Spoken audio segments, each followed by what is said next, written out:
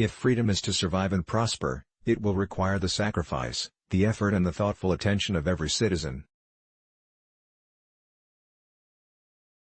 The stories of past courage can teach, they can offer hope, they can provide inspiration.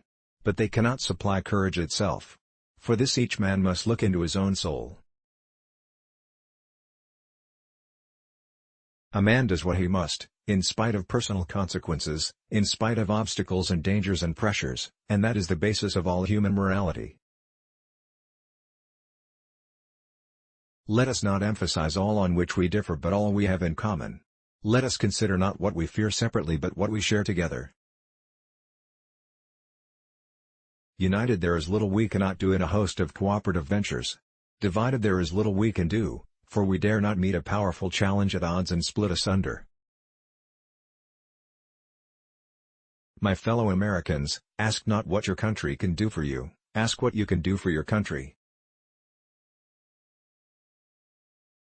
I have said that control of arms is a mission that we undertake particularly for our children and our grandchildren and that they have no lobby in Washington. If more politicians knew poetry, and more poets knew politics, I am convinced the world would be a little better place in which to live.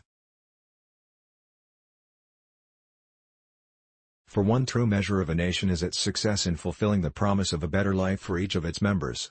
Let this be the measure of our nation. The success of this government, and thus the success of our nation, depends in the last analysis upon the quality of our career services. War will exist until that distant day when the conscientious objector enjoys the same reputation and prestige that the warrior does today.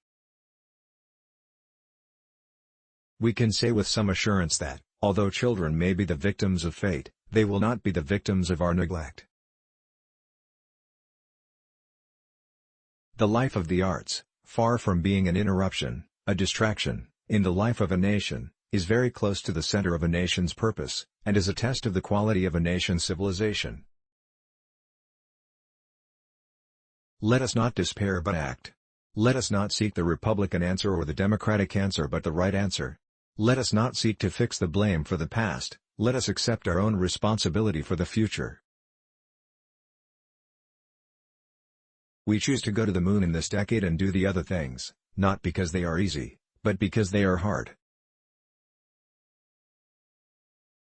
Peace is a daily, a weekly, a monthly process, gradually changing opinions, slowly eroding old barriers, quietly building new structures.